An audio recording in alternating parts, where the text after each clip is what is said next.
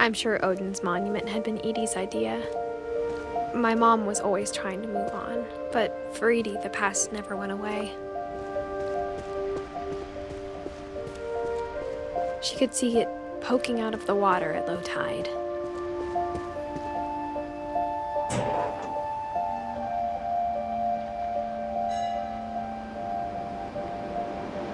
Edie said she dreamed about the old house every night.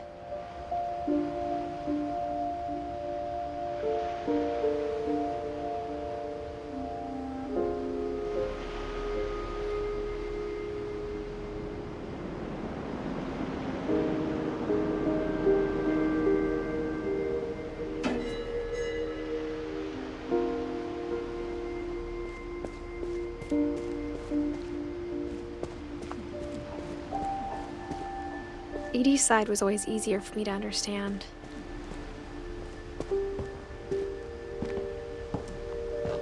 But the older I get, the more I can see where my mom was coming from. She lost 2 of her brothers, just like I did. I get why she tried so hard to protect us.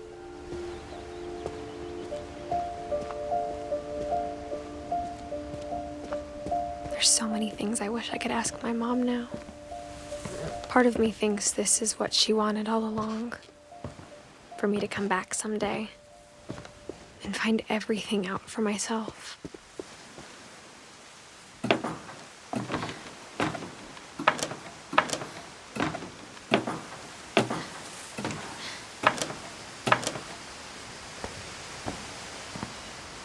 But looking back on it now, if she told me there was going to be so much climbing, I never would have come when I was 22 weeks pregnant.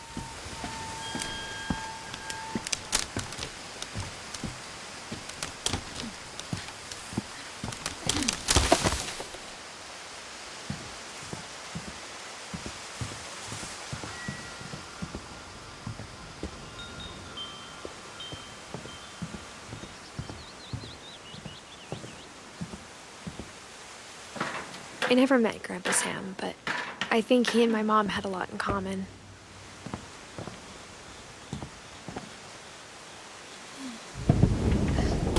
They were both pretty intense.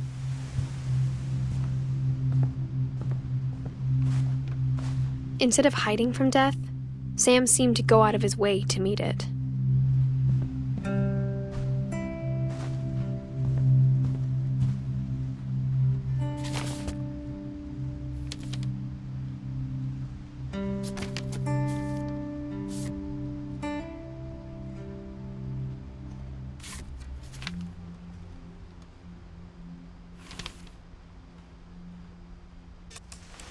Dawn, I promise, you'll never forget this weekend.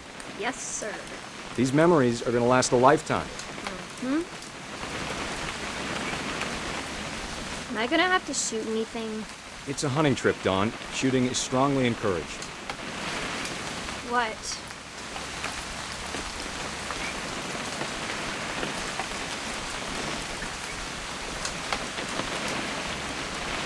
It's too early, Dad. Perfect. It's gonna rain the whole weekend, isn't it? I will never forget this weekend, Dad. That's the spirit. Okay, got it. I'm gonna take some pictures, okay? Just be careful. The camera's older than you are. Aw.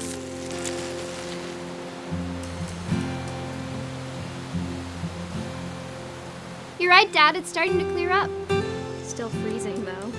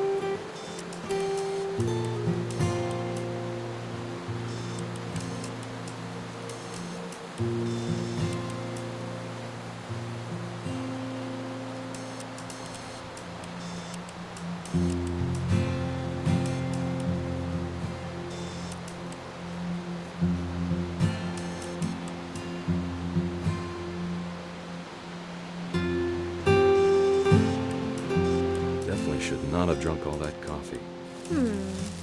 Hold still while I take a picture of you. Hey! That's a keeper. I'm just saying, I'm not always gonna be here, Don. You'll need to remember this stuff, if you want to survive. I'll be fine, Dad. You know who else thought he was gonna be fine? Some guy who died. Don, I'm being serious. I know, Dad. You're always serious. Dad! Good eyes, Don. Before you take the shot, let me get a picture of you.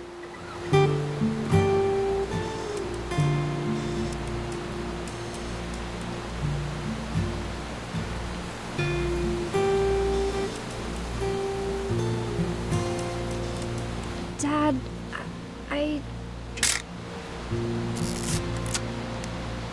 Let me get behind you. Do I have to do this? Don, you don't have to do anything. But if you want to... Great shot, Don!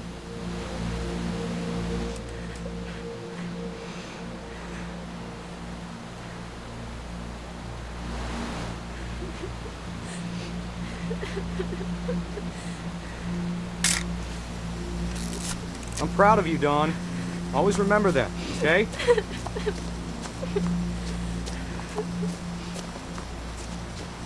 Dad, it's twitching. I think That's it's totally so- normal, Don. Just focus on the camera. Try not to think about... Dad!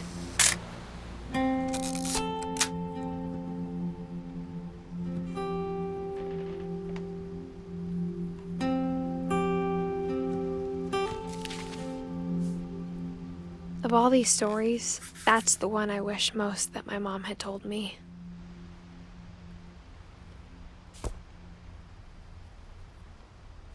Sam spent his life shooting photos, but Mom said he got nervous being in front of the camera. I guess we're all afraid of something.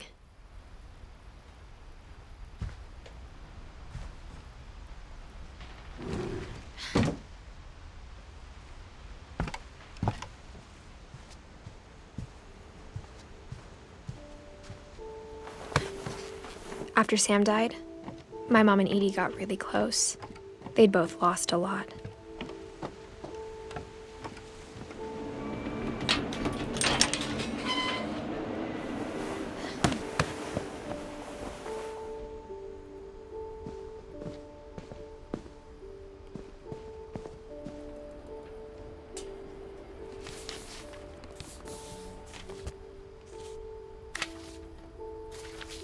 Dear Kay, do you remember the way Gregory used to laugh when he thought he was alone? Like something funny was happening, but only he could see it. I think he saw things the rest of us don't.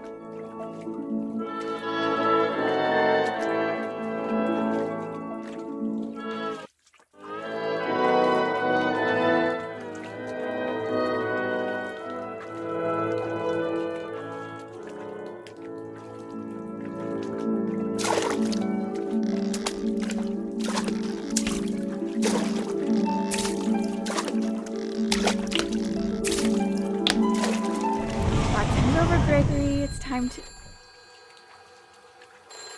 Hold on, sweetie. Hello? Sam, I told you I don't want to talk right now. I wonder what he saw.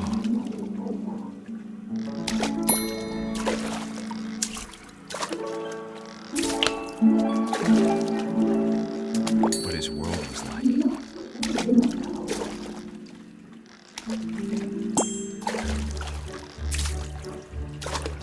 He reminded me so much of Calvin. Lost in his imagination.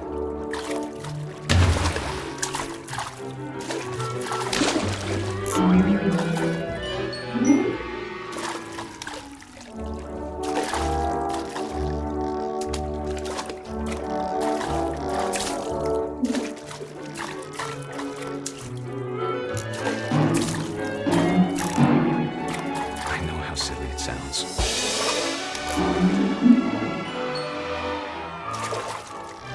But I worried about a baby being too happy.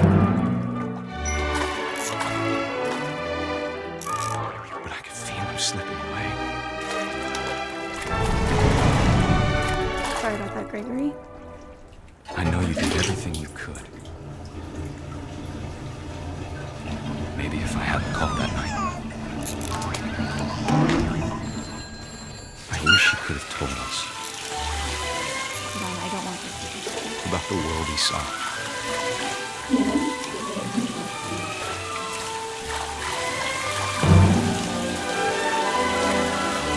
There's so much I don't understand.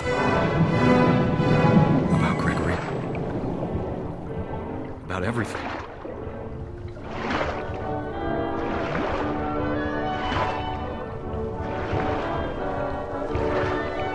But I know what happened wasn't your fault.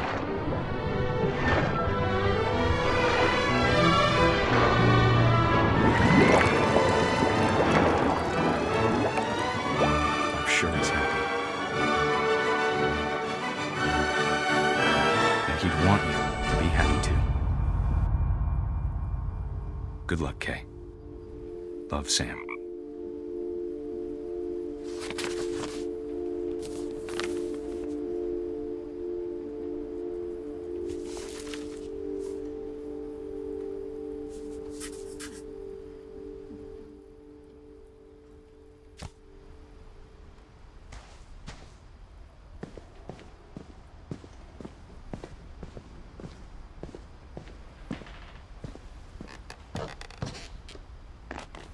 My mom moved up to the loft after her brothers died. At the time, it was as far away as she could get.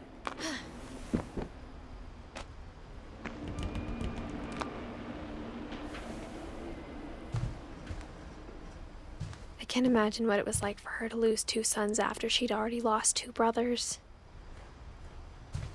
She spent a summer building houses in Calcutta, where she met my dad, Sanjay.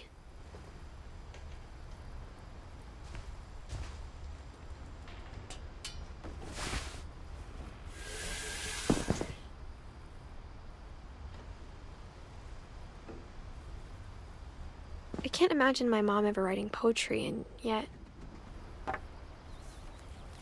A poem for Gus, who always said the wedding was a bad idea. Our father never hit us kids, at least not very hard, before the day my brother said with teenage disregard that he'd be dead before he'd see a wedding in our yard.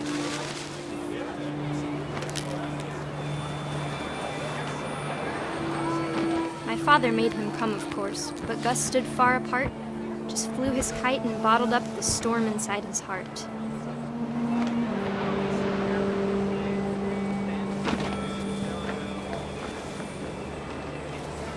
I tried to talk him out of it, but though he'd never met me, we don't need a stepmom were the words that I now pronounce you husband and wife.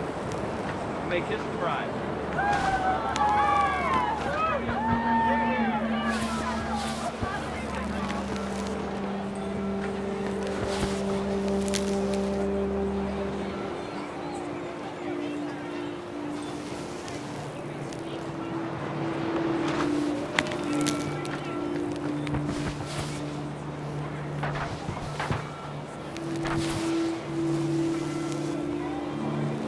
When the time for photos came, Dad ordered him to come here. But Gus declined, and as a sign held up his middle finger.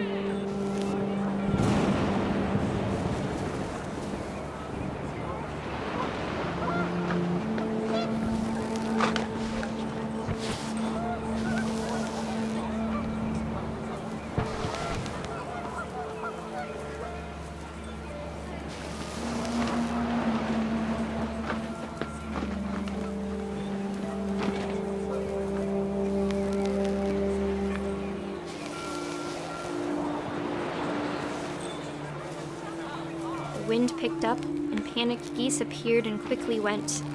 But all the humans did that day was go inside the tent.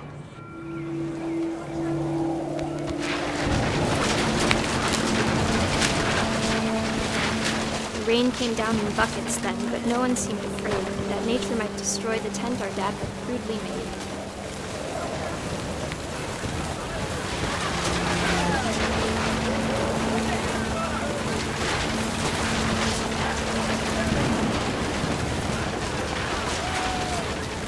thunder sounded much too close and full of angry power.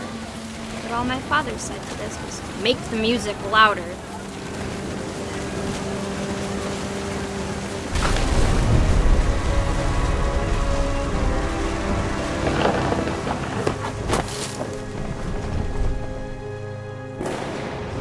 I wish that I could truly say I thought about you on that day. Out there on the beach alone, just you, the wind, the sea, and foam. But I didn't, until we found you.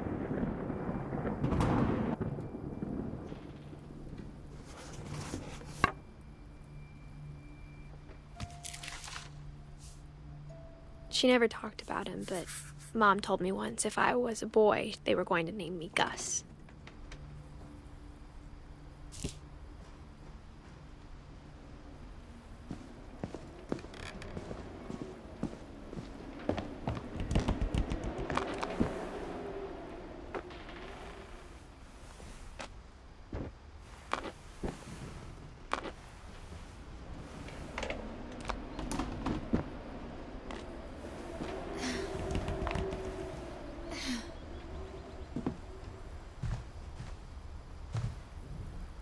My mom moved to India a week after graduation and got a job teaching English. Louis was born a year later.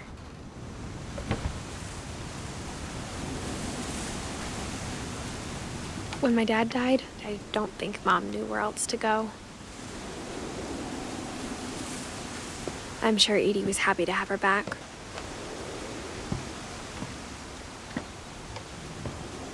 The house had to get a little bigger, but Edie was used to that.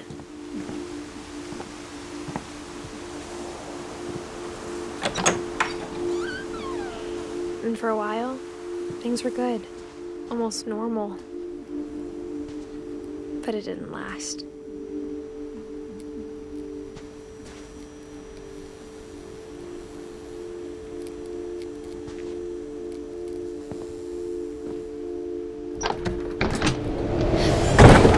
The beginning of the end was Milton's 10th birthday, when Edie gave him a castle.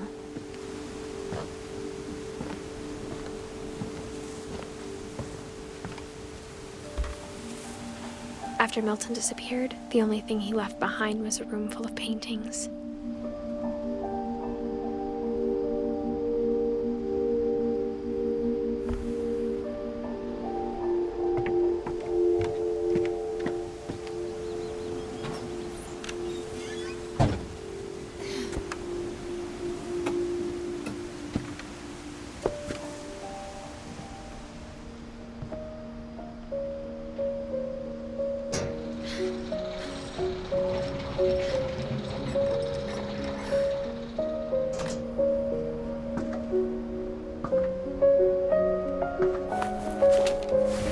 Milton Finch in The Magic Paintbrush.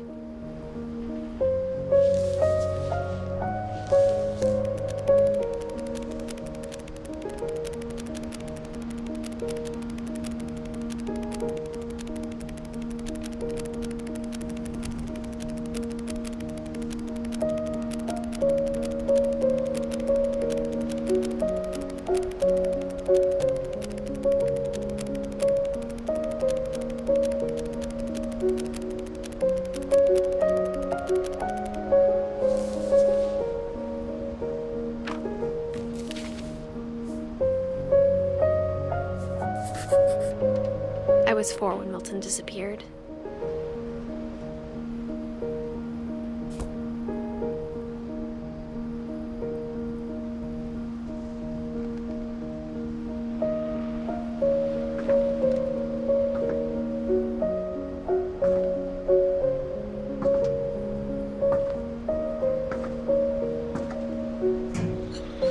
Mom spent months searching for my brother. Then she sealed the doors.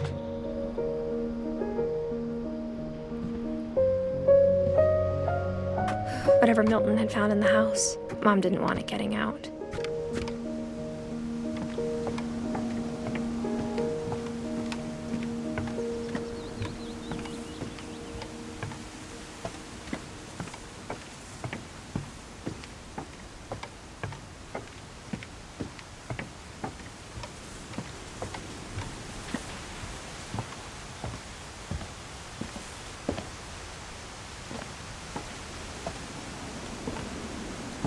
Mom definitely blamed Edie, but I think Louis blamed himself. After he graduated, he just spent more and more time in his room, until Mom got him a job at the cannery.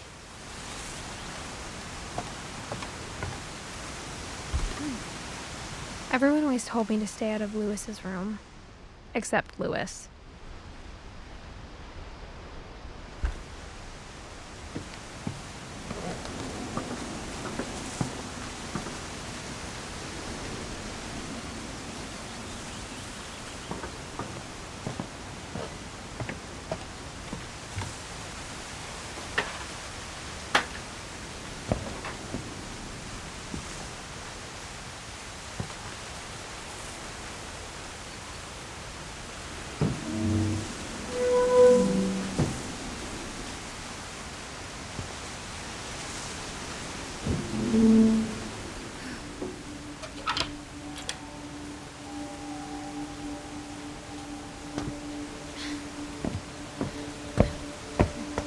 Louis's room smelled very, very familiar. That part of him lived on.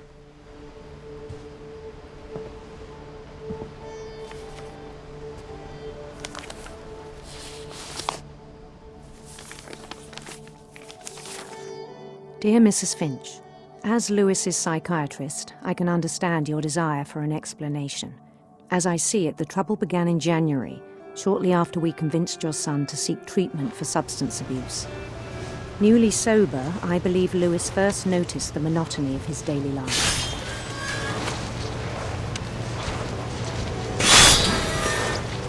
He kept working at the cannery, but he withdrew part of himself. In our sessions, I saw the same behavior. His mind began to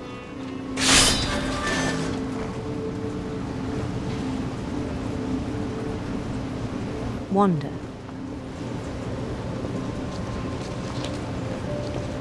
I asked him to describe it. He said he started small, imagining a labyrinth. He'd feel his way about. Then something moved. Bats. And toads. And things that had not names. He knew it was all in his head. But he took it very seriously. I had hoped he'd find himself.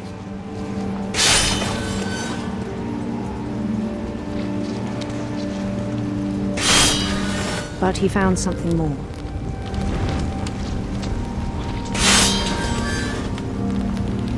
I worried about him then. Daydreaming at the cannery. I spoke with his boss. But he said Louis had become a model employee. Methodical, tireless, focused. Like a whole new Louis. So I let him go on.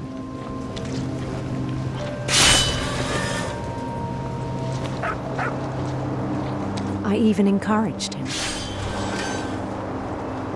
It seemed very promising at first. He told me he'd made a new friend.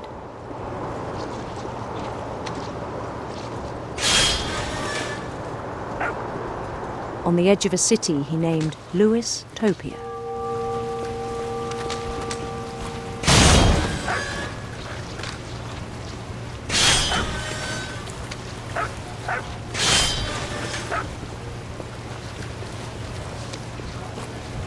He built the city up slowly, brick by brick. Then he made musicians.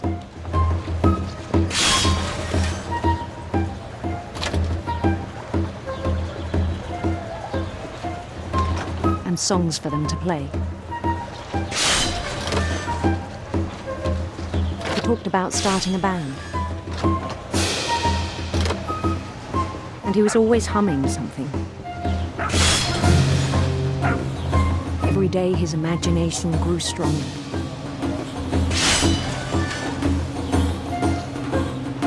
He no longer spoke at the cannery, but his chopping was as reliable as ever. Then one day it struck him that all the cheering crowds, even the stones under his feet, were all in his imagination, so he could do whatever he wished.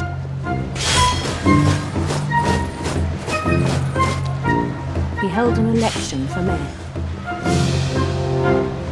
and he won.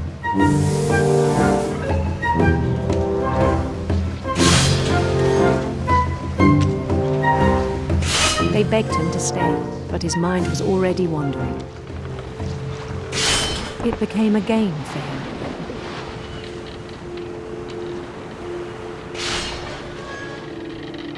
He'd conquer a city, then immediately push on.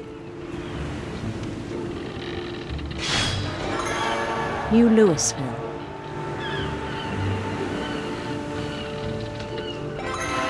St. Louis. He started drifting away from our reality.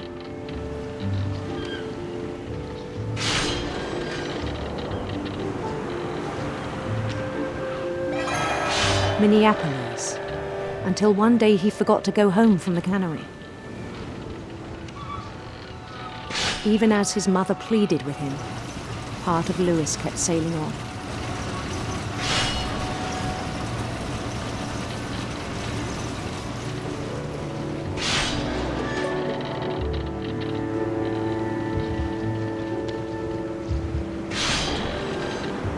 In Louisburg, he heard rumors of a handsome queen.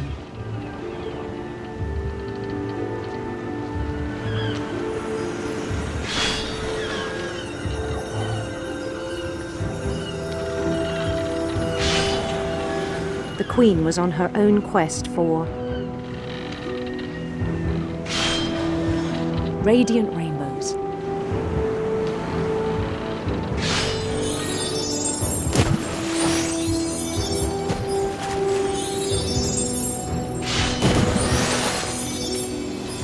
He followed the sound of her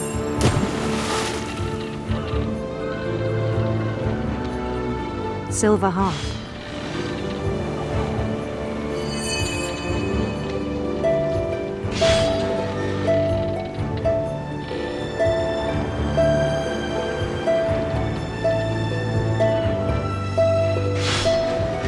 His chase led him to a golden palace east of the sun and west of the moon. Even then, his logic remained sound. He knew the world was all in his imagination.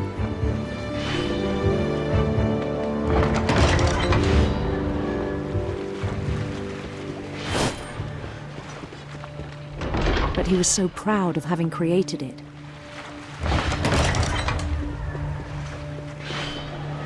In his own eyes, he'd become something greater than a king.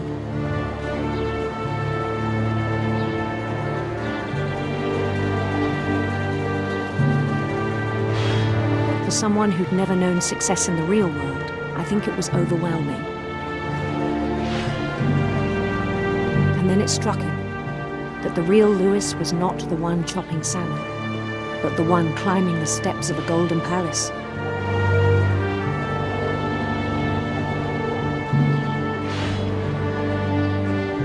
My imagination is as real as my body, he told me. It was hard to argue with him.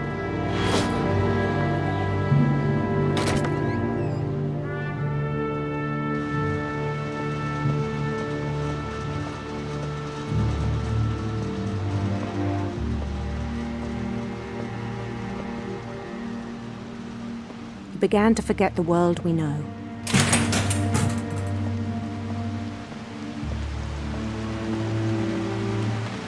I think it pained him to remember Louis, the cannery worker.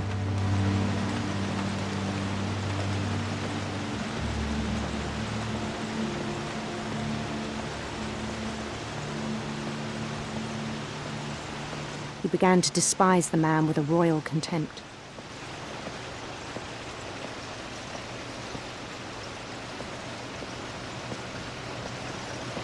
I still thought I could save him.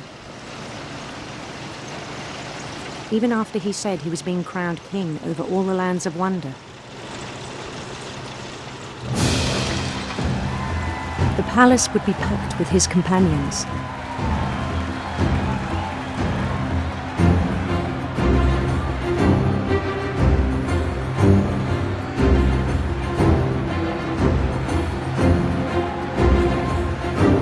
Including the wise Calico who'd insisted on inviting him.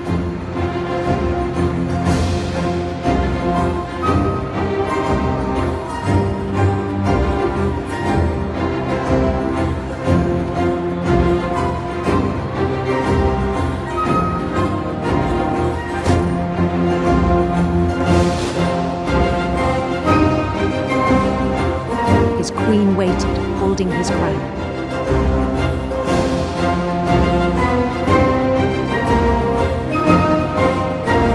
There was only one thing left to do.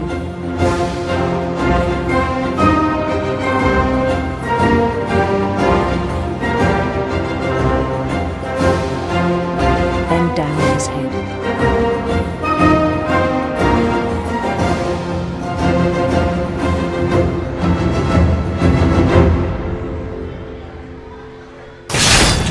And the rest I think you know.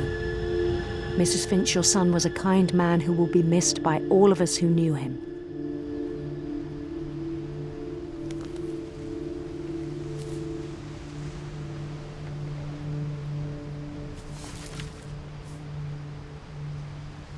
My brother was really cool. I wish you could have met him.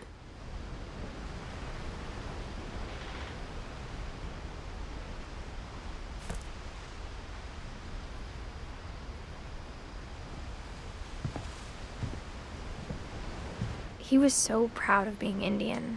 I think for him, it was a way to be something other than just a Finch.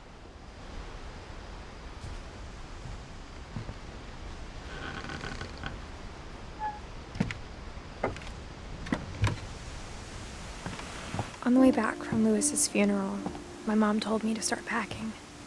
She waited until the day before we left to tell Edie. I'm not sure if she wanted to make it easier or harder.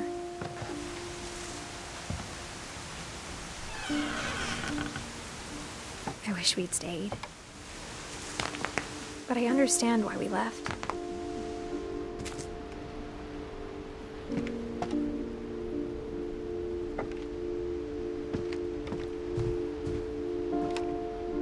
My mom ended up leaving everything behind.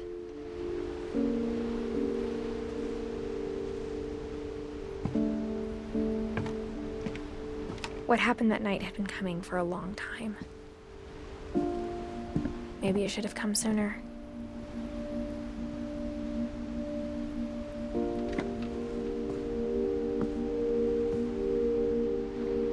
But it had to end one way or another.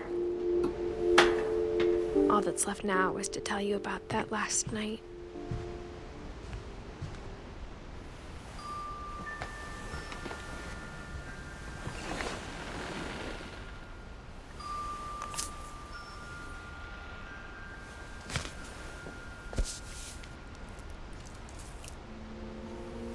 That whole last day, Edie just watched us pack and didn't say a word.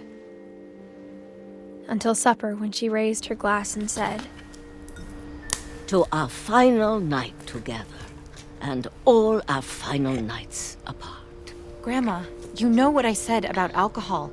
Some of your medications are very Edith, specific. I left a present for you in the hallway. Why don't you go open it? The grown-ups have to argue now. I'm sorry, you're right. We're all leaving tomorrow. Let's just enjoy our last... I'm not leaving. Edith, you're excused.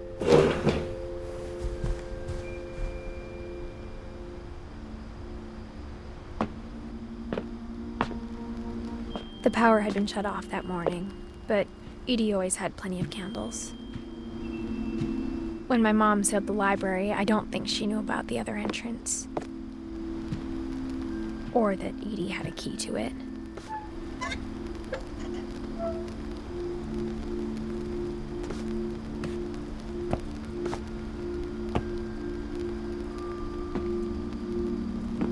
The thing you're afraid of isn't going to end when you leave the house.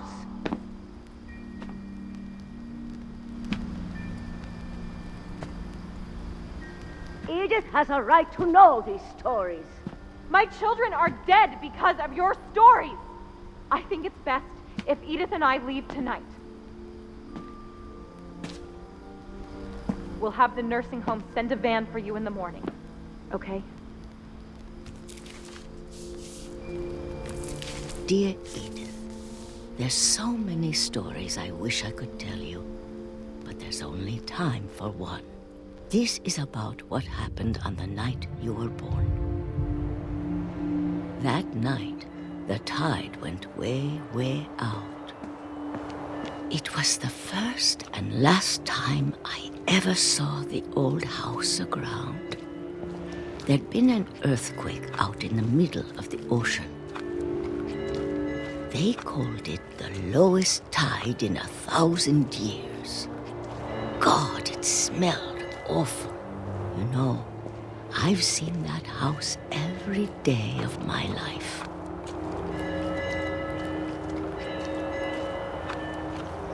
But I never thought I'd go back to it. When the fog rolled in, I lost my way.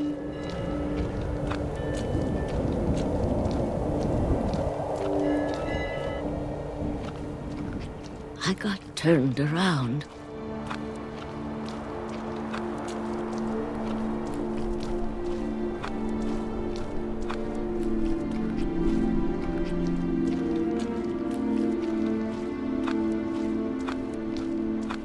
For a while, I wandered.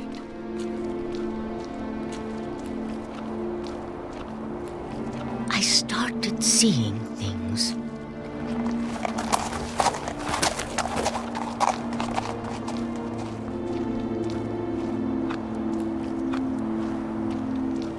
Things I'd forgotten had ever existed.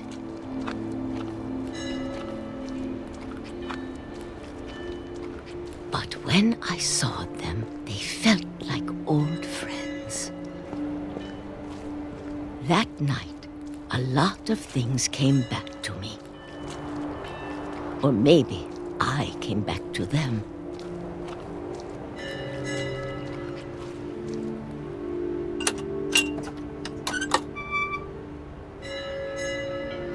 Things I can't explain, but that I need you to try and... Edith, what are you doing in here?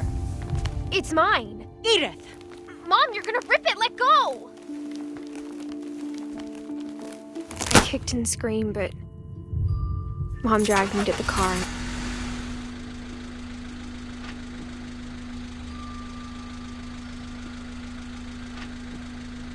I never saw Great-Grandma Edie again.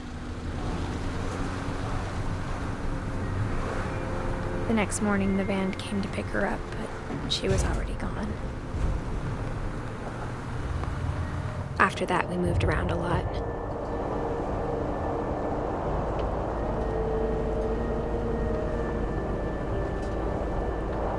We both tried to make the best of it.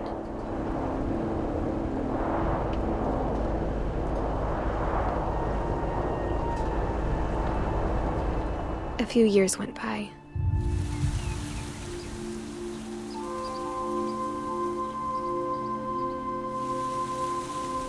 My mom didn't like to talk about it, but she started getting sick a lot.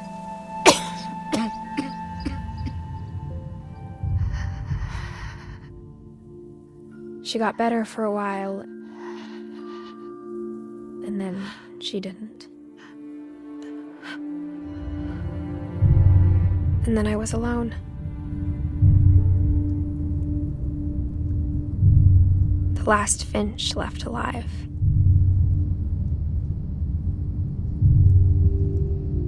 Until I found out about you. I'm still not sure what to tell you about all this. If we lived forever, maybe we'd have time to understand things. But as it is, I think the best we can do is try to open our eyes. and appreciate how strange and brief all of this is.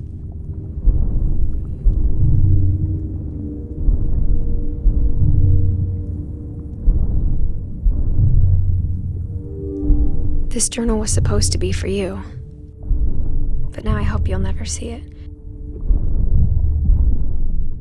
I just want to meet you and tell you all these stories myself.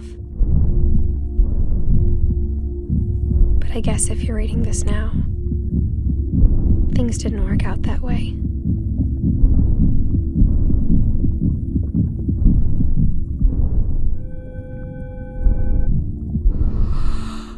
This is where your story begins. I'm sorry I won't be there to see it. It's a lot to ask, but I don't want you to be sad that I'm gone. I want you to be amazed that any of us ever had a chance to be here at all. Good luck.